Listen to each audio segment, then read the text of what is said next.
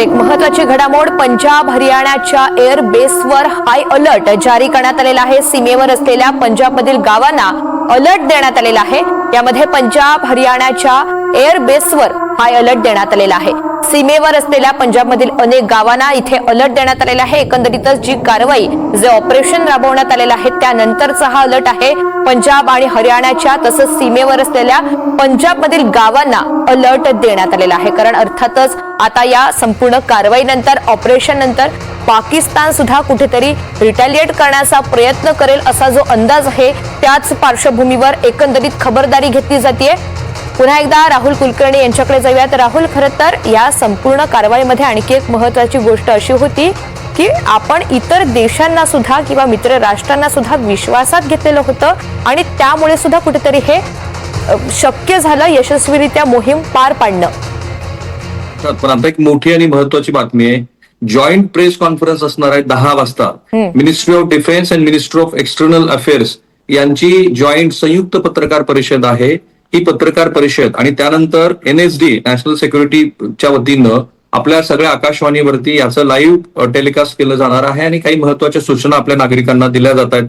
आता 10 वाजता जेव्हा आपल्या डिफेन्स मिनिस्ट्री आणि एक्सटर्नल अफेअर्स मिनिस्ट्रीची संयुक्त पत्रकार परिषद होईल, त्याच्यातून भारताची भूमिका आणखी स्पष्ट होईल। भारतानं नेमकं काय केलेलं आहे, कुणाला लक्ष केलेलं आहे आणि ज्या वेळेला विदेश मंत्रालय संयुक्तपणे पत्रकार परिषद घेत आहे संरक्षण मंत्रालयाबरोबर, तेव्हा आंतरराष्ट्रीय पातळीवरती आपला स्टँड काय आहे हे सुद्धा आता 10 वाजता या पत्रकार परिषदेतून आपल्याला स्पष्ट होईल। आणि मी म्हणालो तसं भारताच्या विदेश मंत्र्याची भूमिका अत्यंत स्पष्ट होती। भारताच्या विदेश मंत्र्यांनी काही राष्ट्रांना उद्देशून असे वाक्य वापरले की जेव्हा तुमच्या हिताचं रक्षण करण्याची वेळ येते तेव्हा तुम्ही तुम्हाला हवं ते करता आणि अनेक वेळेला भारताला सल्ले देत बसता। आम्हाला सल्ल्यांची नको, मित्रांची गरज आहे। आणि ते मित्र अर्थात आंतरराष्ट्रीय पातळीवरती आपले बहुसंख्य सगळे मित्रच आहेत। कुणीही पाकिस्तानच्या बाजूने उभा राहताना मला दिसला नाही। कालच आपण UK सारख्या, ब्रिटन सारख्या देशाबरोबर मुक्त व्यापार करार केलेला आहे। एवढ्या तणावाच्या पार्श्वभूमीवरती तो करार झालाय।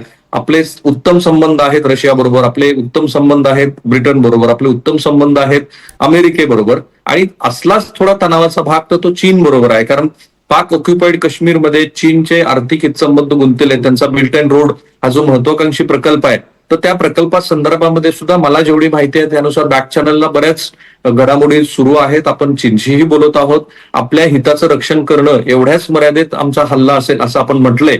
कारण आपल्याकडे अशी चर्चा होती की भारत ह्या दृष्टीनं प्रयत्न करेल का की पाक ऑक्युपाईड काश्मीर जो आहे, जो 1947 सालापासूनची आपली सल आहे, तर ती सल आपण ह्या वेळेला मिटवू का? परंतु भारतानं आता स्पष्ट केलं आहे आणि 10 वाजताची प्रेस कॉन्फरन्स यासाठीच महत्वाची आहे की आपलं लष्कर आणि आपलं विदेश मंत्रालय हे ह्या हल्ल्यानंतरची आपली भूमिका अधिकृतपणे ठेवेल। आणि मला पूर्ण खात्री आहे की प्रश्नोत्तरं जर झाली तर हा प्रश्न जरूर येईल की पाकिस्ताननं प्रत्युत्तर दिलं तर काय, तर त्या प्रत्युत्तरादाखल आपल्या तयारीचे काही संदर्भ हे येऊ शकतात। आता एक लक्षात घ्यायला हवं की 10 वाजता ह्या प्रेस कॉन्फरन्स बरोबरच आपल्या आकाशवाणीवरती आणि युट्यूब चॅनल काही आहेत की त्या चॅनलच्या माध्यमातून भारतीय नागरिकांसाठी पण काही संदेश दिला जातो आहे। काही स्पेशल बुलेटिन्स डिफेन्सच्या वतीनं 9 वाजता, 9:15 आणि 10 वाजता अशा 3 वेळेला त्या जारी करण्यात येणार आहेत आणि त्यातनं आपली अधिकची भूमिका स्पष्ट होईल।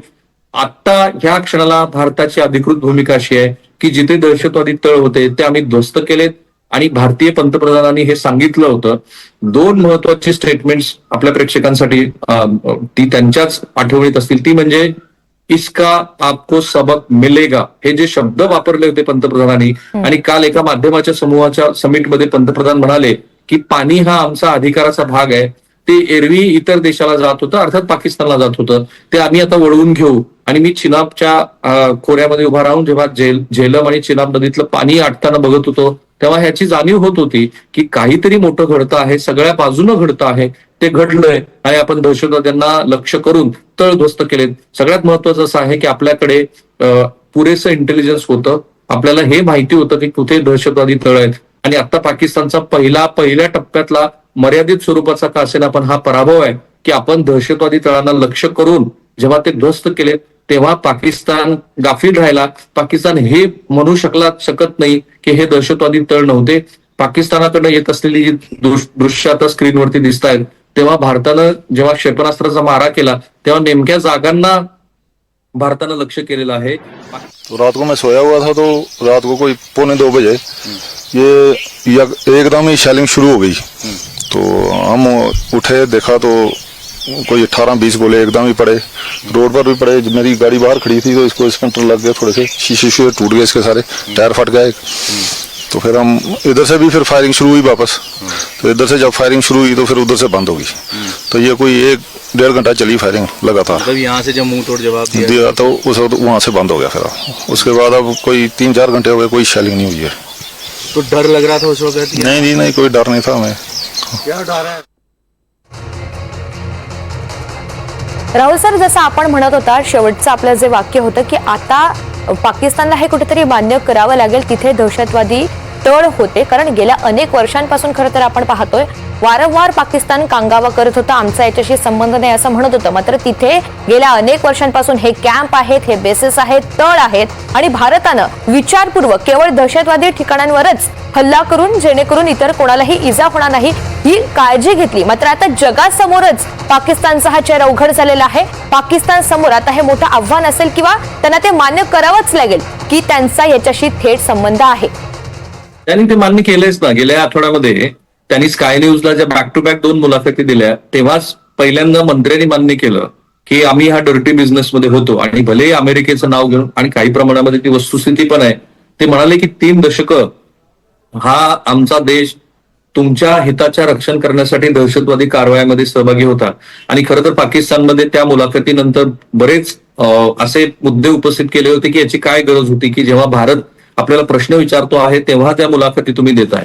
पण रंजक आहे की 2 दिवसापूर्वी बिलावल भुट्टो यांनी पण पुन्हा त्याच माध्यमाला मुलाखत दिली आणि त्यांनी मान्य केलं की पाकिस्तान या व्यवसायामध्ये होतो. त्यांना हा प्रतिप्रश्नही विचारला की खुद्द तुमच्या आईला दहशतवाद्यांनी सुसाईड बॉम्बिंग करून त्यांचा खून केला, त्यांची हत्या केली, अशा वेळेला भारताची भूमिका बरोबर नाहीये का?